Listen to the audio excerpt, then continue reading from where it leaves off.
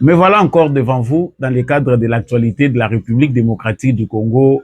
Chers téléspectateurs, fidèles abonnés, je vous dis grand merci d'avoir choisi cette chaîne Debout Congolais pour partager avec vous, bien sûr, l'actualité de la République démocratique du Congo. Vous êtes déjà en ligne, partagez les lives de cette émission, abonnez-vous si vous n'êtes pas encore abonné et surtout, n'oubliez pas d'aimer et de nous laisser des commentaires. Dites-nous ce que vous pensez de l'actualité et surtout de votre commentateur préféré, Samba Olonga, des pères et des mères. J'ai toujours pour habitude, nazalaka toujours na momesano ya koyebisa ba commun des mortels que justice ya Nzambe et rataka motote, justice ya Nzambe moto moko te a échappaka na contrôle nango. Soki okoéchappé na contrôle ya bato mokili, yeba yango que na contrôle ya Nzambe ba échappaka ata moke te, mabe to pe malamu tosalaka ezalaka toujours na fruit to pe litomba na yango. So osala mabe na nkuku, okanisi ke miso ya bato ezomona yo te, to pe osali yango na nko, okanisi ke ozali tout puissant. Yeba yango que nous sommes tous redevables de nos actes, que ce soit maintenant, même dans l'au-delà, tu finiras par payer le prix de tes actes. Bato ba yebi sambolonga ba yebi ke maloba oyo ezanga gate. Ceux qui ezamba la liboso yo kango, bandana nko s'abonner, liker vidéo oyo peut partager à mon voisin, yebi sanga na commentaire aux Olanda biso depuis wapi na République démocratique du Congo peut depuis wapi à travers les mondes. Alors, lelo pe ezali week-end, bon dimanche à vous, bon week-end na bandeko nyonso bozali kolanda biso. Je reviens sur ce sujet qui fait d'actualité, ezali sujet à Constant Mutamba na makambo ezali kolandisa o ezwi biso poso pe mobimba ya Jean-Pierre Bemba. Ya liboso esengeli toyeba ete Assemblée nationale ya République démocratique du Congo, commission spéciale et temporaire mise en place pour examiner les réquisitoires de la justice contre Constant Mutamba et autoriser la poursuite contre les ministres d'État. Sur 23 membres de cette commission, 21 personnes vont voter pour, un aza contre, une abstention. Wana ezali décision oyo Assemblée nationale à travers commission baponaki bazui ya ko livrer Constant Mutamba na maboko ya procureur général près ya cour ya cassation sur base ya o expliquer ki bango. Mais même commission wana bazali d'accord te na ba poursuite contre Nicolas Kazadi. Dans cette émission pour le belabino abomona ki biso ba congolais tozali ki di ba nini eza koleka na mboka samolonga boyebi kezaka sans parti pris, sans règlement de compte, tokopesa makambo na ndenge ya solo. Na kati émission ya mbwete na sukisa na kozongela Louis Michiki, bao boyebi azaka ministre na époque Kabila, il a travaillé avec Joseph Kabila. Il revient sur Top Congo pour na éclairer Christian Losakweno. Boyebi ke na émission oyo Louis Michiki ngana lobaka kaka Louis place ozali honorable Willy Michiki ngana za kobenga o Louis, soki po sepeli ozwa pe kaka kombo ya Louis yo kaka. Willy Michiki azongeli ba propos. Boyeba ke na kati émission na ngai, j'ai parlé de Christian Losakweno qui n'avait pas respecté la procédure ou la démarche journalistique lorsqu'il a démenti to à contredire ba propos au Jean-Pierre Bemba lobaki. Mais to moni Louis Michiki, Willy Michiki azongi pona koya kolobela lisusu makambo yo ko confirmer bokoyoka vidéo na ye ndenge nini naza kolobela mbongo 66 millions o ezalaki kobima na époque ya Kabila pona ko alimenter Rwanda. Tokolobela ngo na kati ya émission oyo. Parenthèse émission ezali nini mbula ezali ko continuer ko beta na Kinshasa likambo ko kamwa elanga il fallait que déjà banda depuis le 15 mai mais tout ça na mois ya juin ba inondation terrible yango memi une quinzaine de morts na commune Yangaliema selon bilan officiel. Dans d'autres communes ba bilan penda epesami nanu penda te, mais solution ezali nini parce que tu as vu que ba inondation ezali partout dans le monde. Samba Olonga akolobela pe mo muke na actualité et na voilà, vous êtes sur la bonne fréquence que j'appelle la fréquence des éclairés. fréquence oyo et partage à Kanabino lumière sur actualité ya République démocratique du Congo pe nzinga nzinga. Ozana no abonné te sala yango zala gentil, abonnez-vous, likez déjà cette vidéo, partagez avec les voisins, yebisa biso na commentaire, ozali wazalendo pe FARDC na motema, uta wapi na ngumba Congo pe uta wapi à travers Mokili. Alors, nazongi mena kobanda nanu na parenthèse. La parenthèse de cette émission ezali makambo tosi toyebi. Les inondations, chaque fois qu'il y a des pluies, ba pluie ya mbula ya makasi. Ba mbula eza ya makasi, bato bazo kufa na Kinshasa. Il y avait quelques jours, bato bakufi lisusu ebele. Awa toza koloba wa mbula moko ebetaki lisusu ya makasi ememi bato. Ememi lisusu biloko ya bato. On parle d'un bilan officiel de 17 personnes, 15 pour les Ngaliers, mais 2 na ba commune mususu. Ba commune mususu balobeli likambo aliwate. Mbula ngwelo rezo kamusa bato ezali que tozali déjà na mi-juin ezali moment où mbula ebetaka te. Ba météorologue na bato ba étudiaka ba phénomène wana balobi eza elanga ya mwasi. Elanga ya mobali et respectaka elanga ya mwasi esalaka que mbula est débordé tina moment oyo elanga esengeli ezala. C'est ce qui occasionne des pluies. Mais phénomène oyo ezali récurrent na ville ya Kinshasa ezali ba inondation pe bato kokufa chaque fois que ba inondation oyo ezali kosalema, c'est-à-dire chaque année on est déjà habitué à des morts, des dizaines de morts lorsqu'il y a des pluies dans la ville de Kinshasa.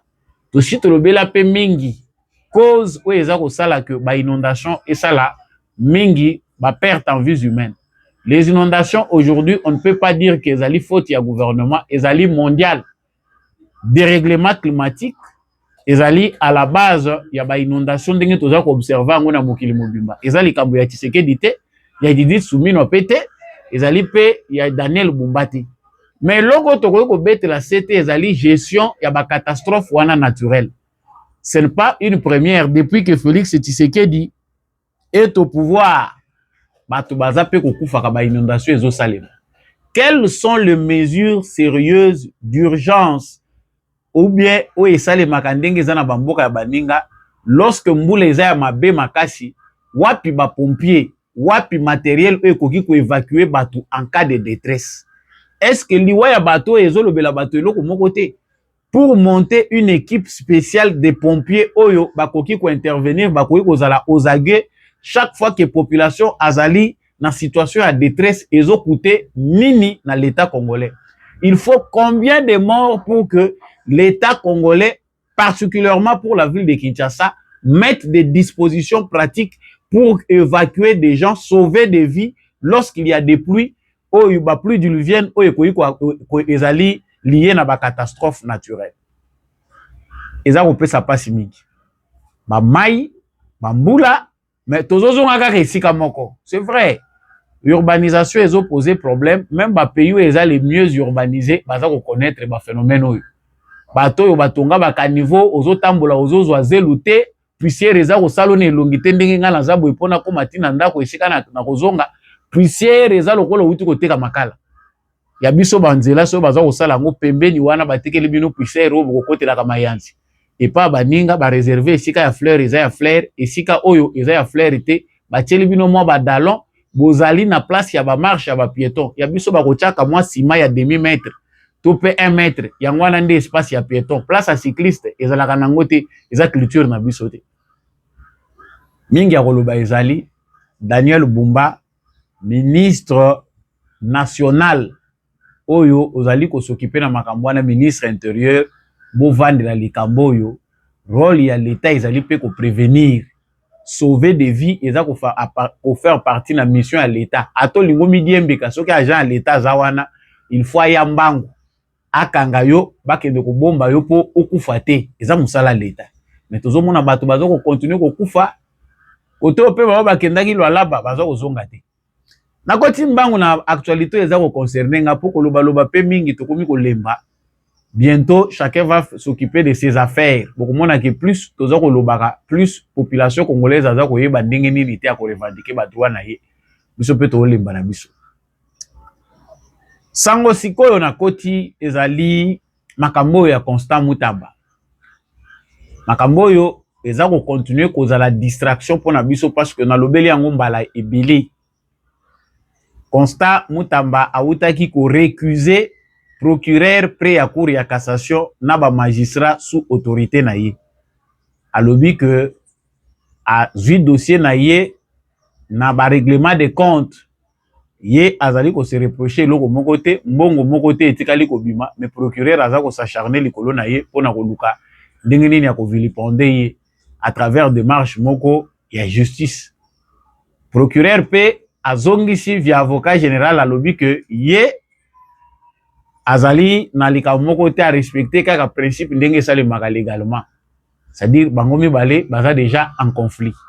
Nani akokweyisa moninga wana toza kotala ngo lokola spectacle toyeba liboso toza kokende nani akolakisa ba biceps na ye. Mais spectacle oyo biso toza kotala ezali ko aider biso to pe ezali spectacle oyo ezali ko faire perdre biso temps. Lelo ntango naza koloba wa Assemblée nationale esengeli bakende mwa vacances na bango. Mais batiaki déjà en place commission où ils allaient charger à kolandela makambo ya Constant Mutamba pour que ba répondre na demande tout pe na récusation ya procureur près à cour à cassation ou azako senga que ba livrer Constant Mutamba pour des poursuites judiciaires. Bango balobi iyo sur 23 21 ou 21 députés baza d'accord que Constant Mutamba a la poursuivi. Un seul député doit s'abstenir ou sous à voter contre. Donc, que l'ensemble des députés dans cette commission sont des gens oyo balingi que Constant Mutamba Bachaye Maboko parce que pour eux azali poursuivable après analyse ya makambo na bango. Mais la question que nous nous posons ici oyo esengeli biso stoye ba ezali que cette même commission était aussi chargée de la réquisitoire, il y a procureur contre Nicolas Kazadi. Commission où est travaillé sur cette affaire, ils allaient présidée par député Raphaël Kibuka. Baboy qui autorisé instruction contre l'ancien ministre des Finances, Nicolas Kazadi, a renvoyé rapport na bango na comité des sages. Plénière Assemblée nationale va très prochainement se prononcer sur ces dossiers.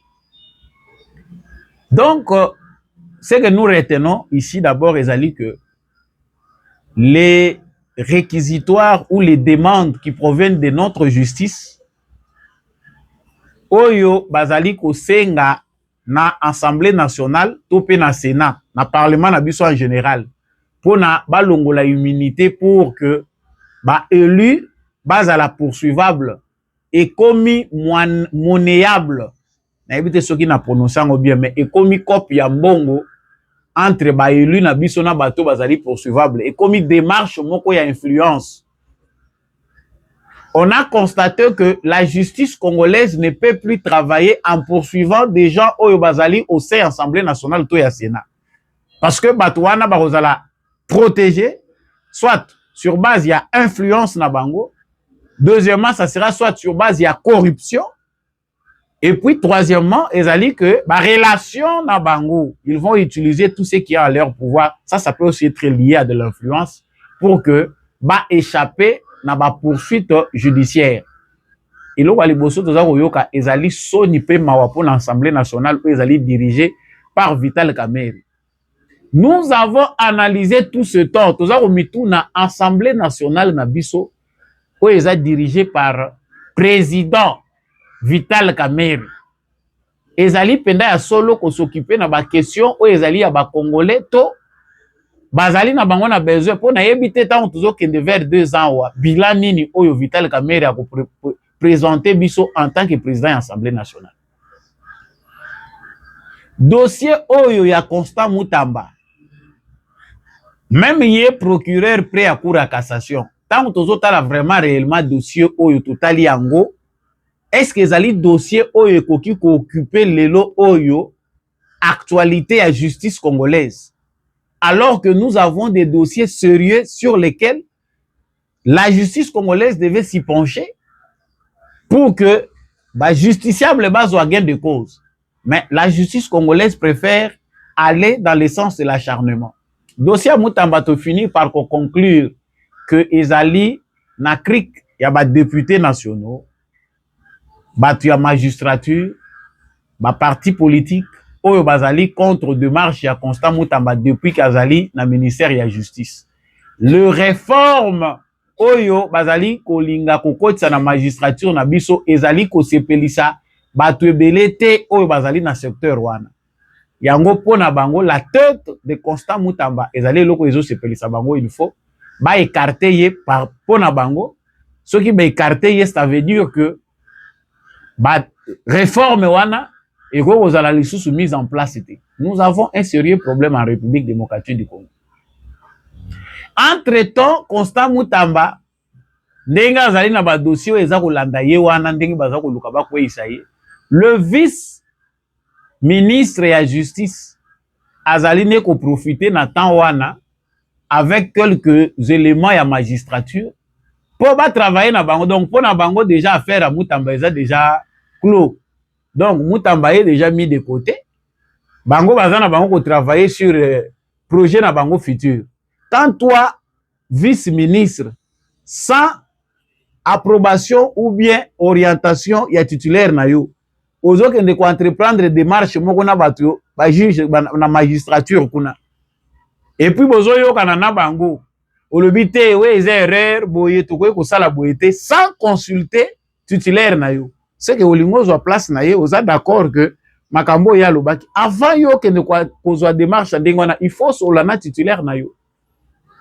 La messe au niveau de la magistrature a été déjà dite pour Constant Moutamba. Et loko etikali eza ko retenir ndeko Constant Moutamba ezali rapport de force politique. Tant qu'il n'y a pas quelque chose de concret dont le peuple congolais peut s'appuyer, sur lequel le peuple congolais peut s'appuyer pour que Constant Moutamba la désavoué, démarche, il y a procureur prêt à cassation, prêt à cour à cassation, ezali nul et sans effet. On attendait ici que va présenter biso ba élément ya preuve ya détournement. Mais ce qu'on nous montre ici concrètement ils ont intention ya ko détourner. Ce qui est société, ezalaki société moko ya mafia, eza ko exister te, tozo luka bato mususu ya société wana baza ko monana te, mais montrez-nous ce qui a été détourné. Musala ngwe bandaki wapi? Est-ce que mbongo esi ebimaki? On ne veut pas nous dire ça. Tout ce qu'on veut c'est que Constant Moutamba a démissionné nanu, bacha ye pembeni, ba banda na bango kolekisela ye temps, parce que pour souci na bango eza que soki Constant Moutamba démissionné, ils vont maintenant commencer à dormir. Boyebi justice amboka na biso. Oko ya no lelo bayebi si yote ezonga lobby. Pendant ce temps yo vandi na yo. C'est qui perd? C'est Constant Moutamba qui perd parce que bakozonga c'est le temps on a perdu. Ça c'est faux. Nous avons pensé dès le début que monsieur le président de la République ezali important en tant que garant du bon fonctionnement de l'institution au stopper aventure ou ya bakabiliste baliba distraire biso. Si vous êtes réellement de juge digne de ce nom, bolingi te ke batambolaka na sima na bino po balakisa bino nzela bolobi ke bino mutu boyebi bino mutu bozo diriger secteur na bino. Commencez d'abord par nous montrer de quoi vous êtes capable face à Joseph Kabila. Poto yeba ke bozalaki batu na yete oyo ya tchaki na kati ya système oyo. Commencez d'abord à nous montrer parce que Joseph Kabila aujourd'hui c'est un ancien président de la République qui va retirer yeba immunité parce que aza ko agir comme rebelle. Bino batu boza na secteur à justice bozo zela ba ordre à Tshisekedi. Pourquoi on ne voit pas de poursuites? Pourquoi on ne voit pas l'élo justice na biso ya mboka et travailler sérieusement pour que monsieur Joseph Kabila balance ata mandat d'arrêt contre lui? Ba kabiliste batondi ebele na mboka oyo ba détourner ba mbongo na mboka oyo. Nanu tomoni ata poursuite moko contre bangote. Mais vous allez poursuivre quelqu'un parce qu'il y a eu intention de vouloir détourner. La société est une société fictive. Boyoka Soni. Chers Congolais, le Parlement de la République démocratique du Congo n'est pas digne. Jusqu'à aujourd'hui, le Parlement de la République démocratique du Congo ne reflète pas les soucis du changement du peuple congolais ou les aspirations profondes du peuple congolais. Bato yo bazana kati bazali ko travailler sur base à intérêt na bango. Là où leurs propres intérêts sont menacés, bazali ko telema énergie nyonso. Mais lorsqu'il s'agit des intérêts généraux du peuple congolais, okomona bango te batelema ndingi baza ko sala yango. Ezali soni mingi pour na président de l'Assemblée nationale Vital Kamerhe oyo akokaki ko régler situation oyo il n'a que d'être que to comme cause la présidente de la République. Mais comme le président de l'Assemblée nationale Vital Kamerhe lui aussi fait partie, il y a batu oyo balingi ba réforme oyo te bato baza ko bloquer ba réforme, Vital Kamerhe fait partie. Voilà pourquoi il veut que ce débat continue. C'est un débat na kati ya démocratie bato pe bakoyi ko s'entendre te.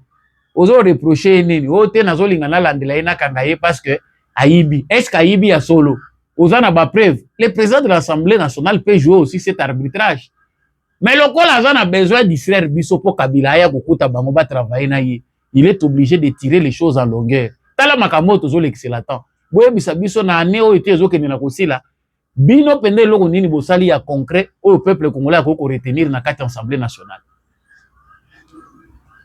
Aussi on peut ça qui Kamerhe présence à l'Assemblée nationale to moni nini suto ko kolobati sangwa mibale na za ko kende nango parce que ba émission mikolo yo eza ko zwa ta mukuse to lobi ndambu to bombi ndambu to zo lobela likambo ya Jean-Pierre Bemba to si to yebi ka za en danger parce que a déclaré guerre na ba kabiliste na batu oyo ba moni que a éventré Boa. Mais j'ai fait une émission ici où j'ai parlé de cette histoire du journaliste de Top Congo, Christian Lusakweno. Ayambaki Jean-Pierre Bemba. Azotuna Jean-Pierre Bemba mituna. Soka monaï kezana ba doute, c'est sur les champs qu'il devait douter sur Makamba Jean-Pierre Bemba. Il ne l'a pas fait. Mais Jean-Pierre Bemba longwe na plateau na ye. Atekali na sima azongeli biso pona koyebisa biso que il a vérifié sur base ya ba source. Ayoki ba ministre ebele ya finance ba leka ba source wana ba confirmer ye que mbongo ebandai ko bima 66 millions te pona ko kende kotinda na Rwanda ndenge Jean-Pierre Bemba confirmer yango. C'est-à-dire que ezali faux. Makambo o Jean-Pierre Bemba le bien ezali faux. J'ai intervenu dans mon émission pour dire que makambo Christian Lusakwena lobby ezako respecter principe ya journalisme te. Okoki ko contredire mutu tango aza présent. Vous ne pouvez pas venir contredire sur base il y a l'allégation où ils ont infondé. Christian Lusakwena ne nous a pas dit qui lui a dit que bon Ibimakate. C'est qui ce ministre? Il a travaillé depuis quand? Pendant combien de temps? Donc, il n'avait pas de raison valable de contredire le propos. Il y a Jean-Pierre Bemba en tant que journaliste. Mais, tant que tu fandi, tout le monde a que pression est à makasi. Pression de la part des kabylistes. Pour qu'il a revenir sur ma propos na ye amoni que foudre quelqu'un m'a appelé pour me dire que ndeko sambolonga bozo konyo kwa mapamba mbongo o etelemisi Top Congo eza mbongo ya bakabiliste.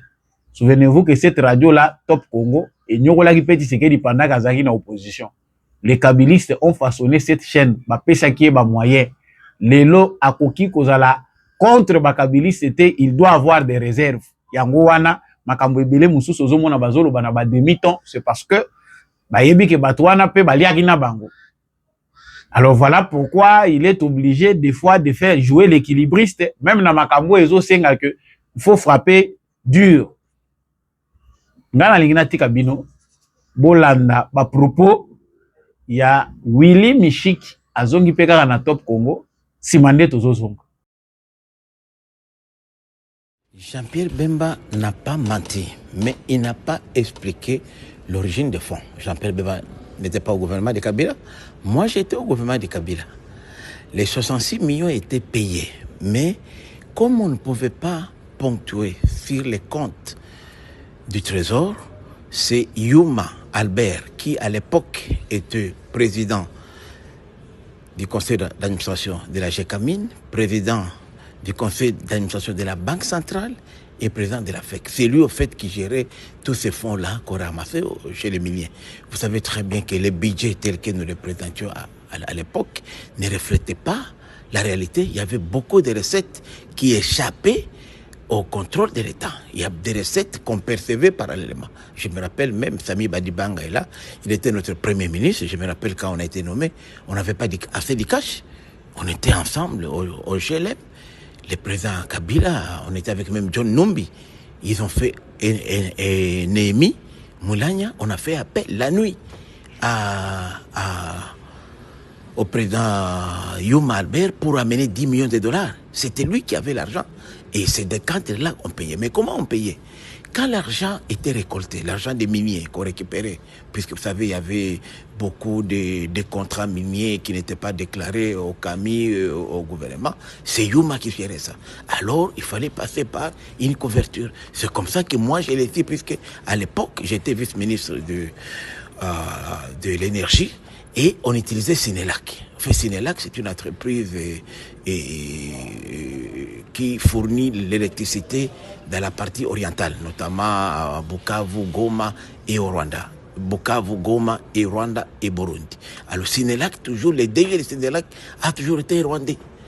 Alors c'est à travers lui qu'on déposait l'argent sous forme de paiement de notre contribution à la Sénélac. J'ai même effectué moi-même une mission de contrôle et j'étais recadré à l'époque par Néhémie Moulania et par le ministre des Finances, Yves Mouland, qui ne voulait pas que je puisse savoir plus sur ces dossiers-là. C'est un dossier bien connu, parce que c'est comme ça qu'ils avaient mis, puisque dans la Sénélac, en fait, comme c'est tripartite, et les deux G étaient rwandais, les directeurs techniques congolais et les directeurs financiers étaient burundais. Voilà comment les choses s'est passées. C'était juste une couverture. C'est ce que peut-être Jean-Pierre Bemba n'a pas pu expliquer en détail. Moi, je l'explique puisque j'ai été à la tête de ce ministère-là. Je sais comment l'opération s'est passée. Tout le monde savait que quand on avait besoin de cash, on recourait à Albert Youm. Alors que le ministre des Finances était là, la Banque centrale était là. C'est lui qui avait du cash. Puisque vous savez, dans le secteur minier, c'était le cas. Même aujourd'hui, je suis dans le secteur, je vous dis, vous voulez avoir aujourd'hui 100 millions de dollars, dans 24 heures, chez les miniers, vous les avez. Vous avez chez les Chinois, les Indiens, ils vous amènent des sacs de l'argent. Même jusqu'aujourd'hui, l'argent, il a des cash. Ce sont des gens qui tapent avec des cash. Donc, c'est quelque chose qui n'est pas... 106 millions, c'était rien à l'époque. Pour rassembler 106 millions. Moi, je ne vais pas parler de 15 ans ou de 12 ans. Moi, je parle seulement de 5 mois que j'ai, donc de fin 2016 à début 2017. Ça, c'est ce que j'ai vécu. Ça a continué. C'était une opération avant. Ça, je ne sais pas. Moi, j'ai fait ce témoignage lorsque j'étais moi-même à la tête du ministère de l'Énergie. Mais les restes, je ne sais pas si ça a continué ou ça pas. Moi, je parle de la période où j'étais là. Je ne sais pas si avant moi, la même opération. Certainement, avant moi, ça existait. Mais après, moi, je ne sais pas si ça continue. Mais je présume que ça pourrait être une des causes de conflit. Lorsque le budget a presque doublé, je me suis dit certainement, ce sont ces ressources-là qui n'étaient pas comptabilisées, qu'on a pu canaliser vers les trésors public pour que les budgets soient grossis. Parce que ce n'est pas possible que dans un même pays, avec les mêmes assujettis, avec les mêmes structures, que d'un coup, les budgets puissent doubler de 100%. C'est impossible. Lorsqu'on regarde quand même les paramètres macroéconomiques, c'est pour dire qu'il y avait des fonds qui n'étaient pas comptabilisés avant. J'ai des preuves puisque j'étais au gouvernement. C'était des opérations, je vous dis, j'étais au gouvernement, je savais comment ça s'est passé. J'ai des preuves. Vous savez, ce sont les opérations opaques qui se font jusqu'à aujourd'hui. Je vous rappelle que même quand on a mené les cash ne venaient pas de la Banque centrale. Qui ne sait pas ici, demandez à tout le monde. Vous allez même voir. On a cité ici, par exemple, Tina, Madame Tina, l'italienne. Je peux vous montrer aujourd'hui une entreprise où j'étais avec Madame Tina, Fortunata. Vous demandez-lui, Madame Tina, je peux vous apporter un peu. J'ai visité l'usine qu'elle dirigeait à Tesco, à Limité. Donc, ce sont des opérations qui ne demandaient pas de documents. Quand vous avez, les miniers viennent vous payer les cash, vous allez faire quel document? Je vous dis le cas, demandez à tous ceux qui ont travaillé avec nous si M. Youmba ne brassait pas les cash. Même pas le ministre des Finances, il y avait Moulin qui était à l'époque, même pas le gouverneur de la Banque centrale. Donc ce sont des réalités dans ce pays que les gens brassaient l'argent. Donc si c'était que dans les causes... Voilà, vous venez de suivre Willy Mishiki, Oya Yebi Kabila très bien, à travailler pena bango. Il confirme, makambo yongana lobaki na émission na ngai, que mbongo wana ekoko bima na trésor public ete ezobima ministre ya finance azo contrôler yango. Budget ezalaki ya 2 milliards, il y a 1 milliard.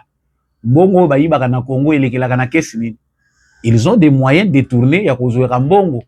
Baza na bambongo bango bazozwa sans que eleka place au traçabilité ko ekozala. Baza ko tirango. Omoni ke Willy Mishiki a cité na ba non. Ndenge nini bandaye ko sangisa mbongo wana ko ekende Rwanda. Est-ce que mbongo ya ba minéraux bazo yiba to comptabiliser kango? Lorsque les voleurs volent, ils sont si intelligents pour savoir voler. Ndeko Christian Losakweno to remercier bino Top Congo ndenge bozongisi quand même parole na batu oyo baza ko confirmer. Les Kabilistes qui disent veulent se fonder balobi que ministre moko ya finance a yebi angote. Non. Il y avait des dossiers gérés parallèlement.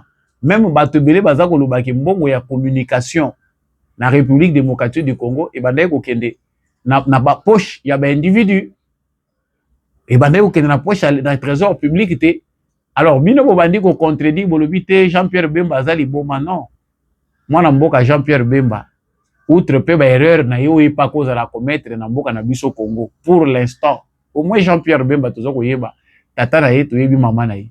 Mais ba anniversaire ezalaka fêté na mboko oyo.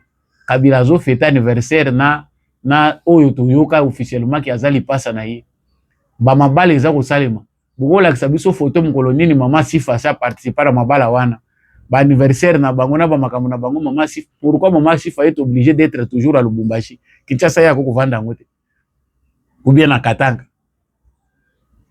Vous allez comprendre certaines choses. Vérité ba bomba ka yangote. Eza na musicien moko aloba lokuta eyaka na ascenseur. Vérité eyaka na escalier malembe pe ekomi. Vérité yango ekomi. La vérité de Jean-Pierre Bemba blesse.